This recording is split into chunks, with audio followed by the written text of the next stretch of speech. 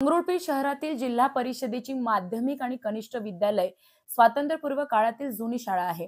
या शाळेचे विद्यार्थी विविध क्षेत्रात नावलौकिक मिळवल्याने काही काळ नावलौकिक होते, पण या शाळेची दुरावस्था बघून उतरती कळा लागलेली दिसते।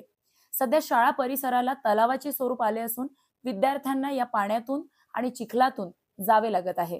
एवढंच नाही तर वर्गा खोल्यातील अतिरिक्त डेस्क बेंच धूळ खात असल्याचे चित्रही आपल्याला दिसतं।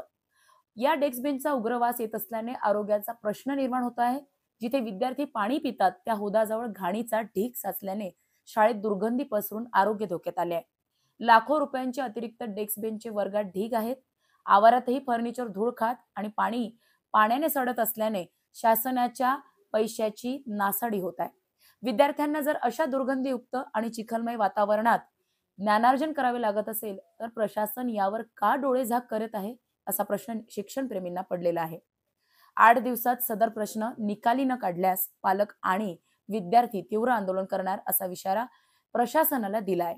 स्थानिक आमदार आणि वरिष्ठ प्रशासनाने या गंभीर बाबीकडे लक्ष द्यावे आणि मागणी पालक आणि विद्यार्थ्यांकडून होत आहे।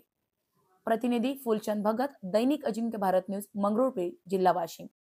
आज मंगरुळपीर शहरातनी जिल्हा परिषद शाळेमध्ये छत्रपती शिवाजी महाराज चौक जिल्हा परिषद शाळेतनी आज इथे काही विद्यार्थ्यांचे वायसी कॉलेज व शहरातील अनेक विद्यार्थ्यांचे पेपर होते, परंतु या पाण्यामुळे इथे 2-4 विद्यार्थी इथे पाण्यातनी पडलेले आहे। मी इथे येऊन स्वतः पाहणी केली असता, माझा मुलगा सुद्धा या शाळेत शिकायला आहे, परंतु आज मी स्वतः इथे येऊन पाहणी केली असता इथं पुऱ्या शिक्षणाचे 3-13 वाजलेले आहेत। त्यामुळे इथं लाखो रुपयाचे आपण पाहू शकता, इथं लाखो रुपयाचे सरकारचे डेस्क बेंच असे पाण्यातनी सडत आहे, ज्याचा काही उपयोग होत नाही आहे। आदरणीय सरांना, मुख्याध्यापक सरांना मी यांना काही इथे बोलावून यांना विचारले असता यांनी इथे उडवाउडवीचे उत्तर दिलेले आहे। इकडे आपण दाखवू शकता इथं पाण्याची व्यवस्था आहे, परंतु इकडे 8 दिवसापासून अन्नाने साचलेला ट्रॅक्टर भरता ढीग पडलेला आहे, ज्यामुळे रोगराई पसरत आहे, परंतु इथे कोणतेही समाधानकारक उत्तर भेटलेलं नाही। शासनाने किंवा इथली शाळेने इथे त्वरित या पाण्याचा व पडलेल्या अन्नाचा पाठपुरावा न केल्यास येणाऱ्या 8 दिवसात मी यांच्या शाळेसमोर इथं उपोषणात पाण्यातनी बसली। हाईट वाढल्यामुळं दोन्ही साईडनं रोडची हाईट वाढल्यामुळं पाण्याची तिथं साठा होतो आणि